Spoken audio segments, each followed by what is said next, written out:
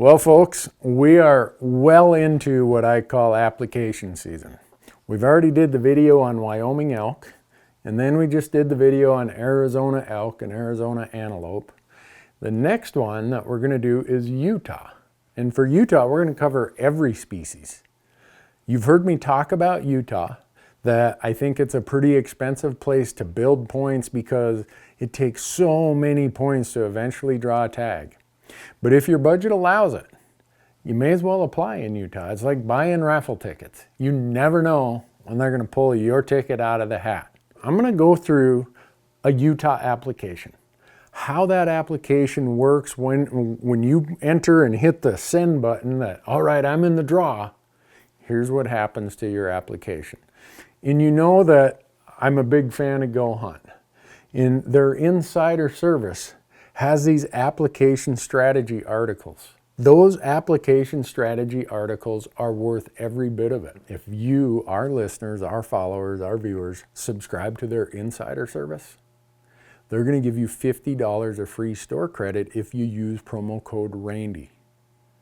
I'm talking $50 in a really, really good gear shop. This isn't just average gear. This is really good stuff. That's like $50 of mad money. I'm going to walk through kind of the outline of what's in this application strategy article. We're going to show you, here's what happens to this application at these point levels, and whether I would or would not draw a tag based on the assumptions I give you. So follow along. As we go forward through this discussion, what I'm going to talk about only applies to non-residents, because there are some quirks between how it works for residents and how it works for non-residents. We're not going to talk about resident stuff because most of you who live there already know it. Utah, if you do draw, they have I'll call it a principle that they want to preserve very high age class, but it comes at the expense of opportunity. And that's why you're going to see draw odds are so difficult in Utah, because they give non-residents 10% of the tags, which is okay, but you have a lot of people competing for that small pool that is represented by 10% of the tags. And that's how Utah maintains really, really high age classes across all of their species. So, like I said, if you got the budget, Utah is worthwhile. If you don't have budget and you're having to make decisions about which state you should apply in, because of the really low draw odds in Utah, I put Utah at the bottom of all those states that require you to buy the non-refundable license, which is $65 every year. Your deadline for permit applications in 2018 for Utah is March 1st. Don't miss it. If you miss that application deadline, they give you until March 15th to go and at least buy a point. March 15th is also the deadline for withdrawing your application. If you say, oh man, I found out I have this tag somewhere else, or this thing came up, this no longer fits my calendar, you have until March 15th to withdraw your application. Results, here they say that it'll be by May 31st. Some years it's a little bit earlier than that, but by May 31st is for sure when we'll know. So when we talk about what kind of system Utah has, I call it a hybrid bonus point system. It's not purely a bonus point system. And some of you are like, Randy, I just learned the difference between a preference point system and a bonus point system. Now you're telling me there's some variation of that. Yep, I am. And that's why when you have these states that have these really complicated schemes, and every one of them do, this takes it all and puts it in something that you can really understand. So when I say the hybrid bonus point system, here's what I'm talking about. Utah takes the pool of non-resident tags and puts part of them in a true random draw based on bonus points, and another part of them and puts them over in what they call the bonus draw, where the tags go to the people with the most points. In effect, it's almost like a preference point system in that part of the draw. So if Utah has two tags for this non-resident hunt code, one of them, the first tag always goes to the random bonus, just a draw based on bonus points. And if there is a second tag, it goes over to what's called the bonus draw that is based on who has the most points. If there's a third tag, that third tag goes over into the random draw. If there's a fourth tag, it goes over to the bonus draw, and back and forth, back and forth. So if you have an odd number of tags, let's say 5, 3 of them are going to the random draw based on our bonus points. The others are going to the bonus draw, which is based on who has the most points. So that's what I mean when I say hybrid bonus point system. Only half the tags is a true bonus point draw. So when I talk about what species non-residents can apply for, understand that they have this thing called general deer in Utah, which is a misnomer or an oxymoron because you actually have to apply for a general deer tag. We're not even going to talk about that. If you want to know more about that, go to the Insider Strategy article on deer. It talks about it. But for our purposes, we're going to talk strictly about the limited entry tags. And Utah conducts the draw in a certain order. And the reason that order is important is you're only allowed 1 limited entry tag a year. And the order is this: limited entry deer, limited entry elk, limited entry antelope, and then all of the once in a lifetime species, which are bison, Shiras moose, Rocky Mountain goat, Rocky Mountain bighorn, and desert bighorn. So your name, let's say you're like me and you apply for everything in Utah. The year that I drew my limited entry archery deer tag, that's the very first thing they draw. That's the first part of the draw. They said, oh, Randy Newberg, you already have a limited entry tag. All your other applications are getting tossed. You're going to get a bonus point for all those species. So one other thing you got to take into account in Utah is that if you draw a limited entry deer or a limited entry antelope, you're in the penalty box, I call it, for 2 years. In other words, you can't apply for those species for 2 more years. And with elk, if you draw, you're in the penalty box for 5 years. And with the 5 once-in-a-lifetime species of moose, bison, goat, and the 2 sheep species, those are, as they say, once in a lifetime. So if you draw one of those 5, you can't apply for that species ever again.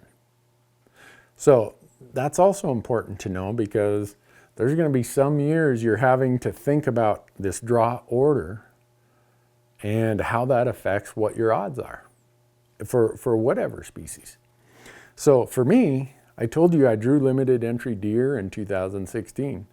I'm in the penalty box this year. I get out next year. I drew limited entry elk in 2014. I'm still in the penalty box, the 5-year penalty box for elk. So when they're going through the applications, I'm not even in the order for the first 2 draws. I'm out for deer. I'm out for elk.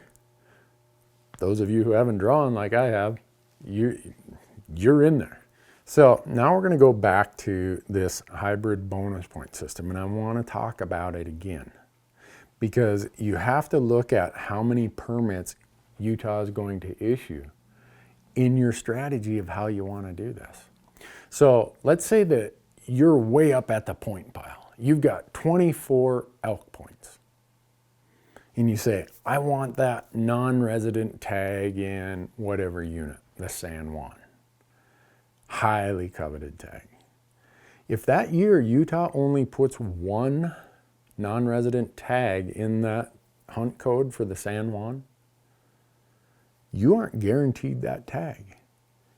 You get 24 random numbers assigned to you, so you got better odds than somebody who has 1 point or 2 point. But there's no guarantee. Now, let's say Utah put 2 tags in that hunt code for the San Juan. You have 24 points and the next person has 21. You're going to get a tag because you're the highest point holder. And the 1 tag of the 2 that went in the bonus pool, you're going to get that. And then everyone else is going to be fighting over the 1 remaining tag over here in the random draw. So I'm going to walk through how this works. At the date you apply, you must have a valid non-resident hunting license, $65. So let's say that you have that.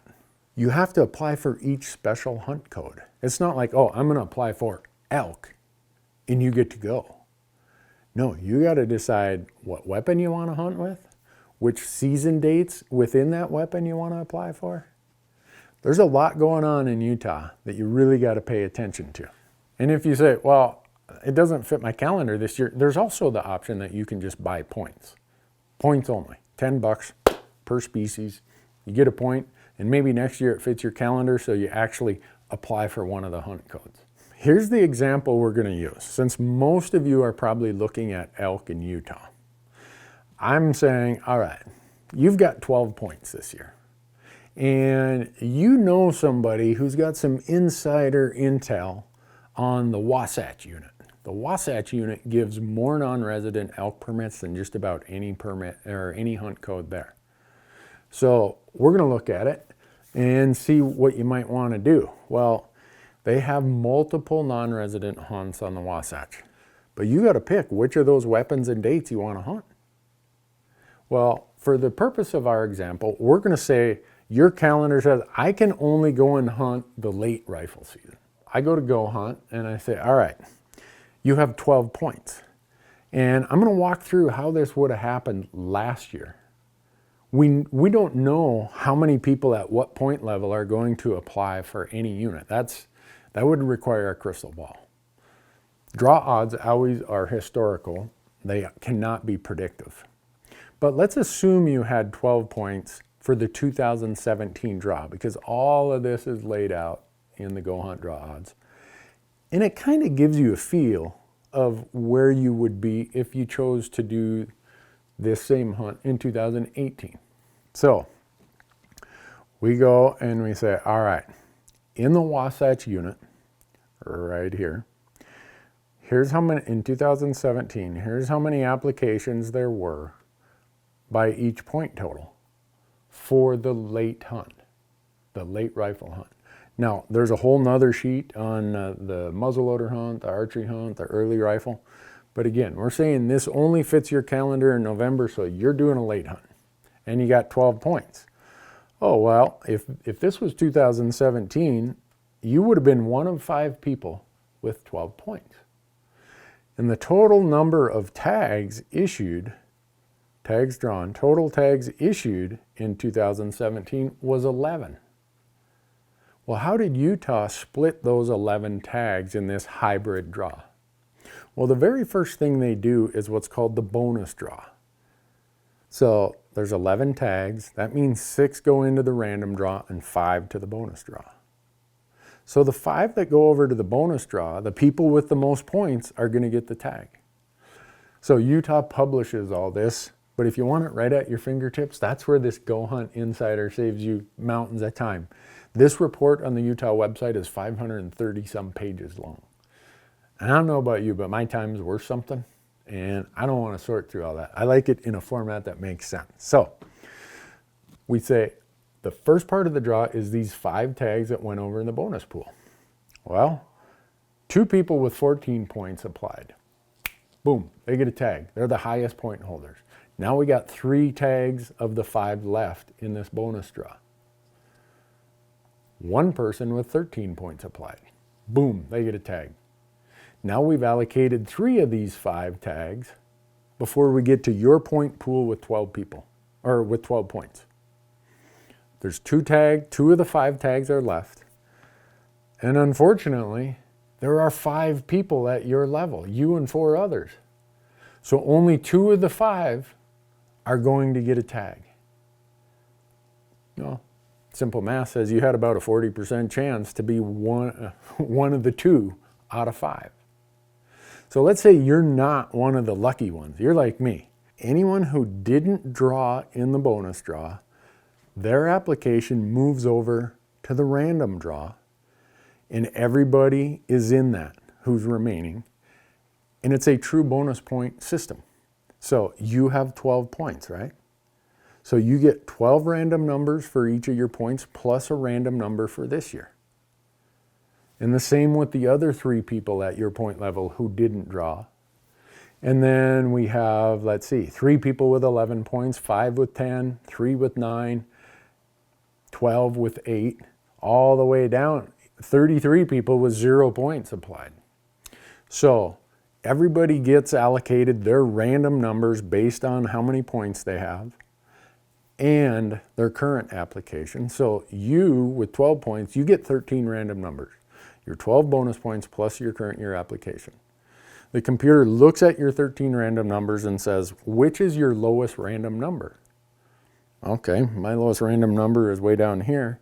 That's the number you go into the draw with. And they repeat that exercise for everybody who didn't draw a tag over here in the bonus draw. So it's kind of like, remember how we say bonus point systems are like buying raffle tickets? You've kind of got 13 raffle tickets. So your odds of getting a low random number are way better than the person who came in this year with 0 points and all they have is the current year application. It doesn't mean you're going to draw, but it means your odds are way better. So some things to think about: if you're a really high point holder, you might want to look at units that have at least one tag over here in the bonus draw. Otherwise, you're strictly in a random draw based on your point level.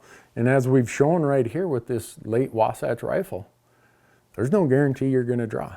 And you need to understand all these nuances, all these intricacies, if you're going to be doing applications and increase your odds. And remember, if you want to know more about it, if you really want the Cliff's Notes version, sign up for the Insider from goHUNT.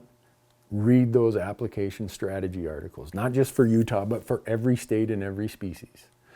And if you sign up and use promo code Randy, you're going to get that $50 gear shop credit that we're talking about. That's how Utah works, folks. It's complicated. It costs some money. The odds of drawing are pretty slim. But if you draw, you're going to see some high age class animals. Thanks for watching.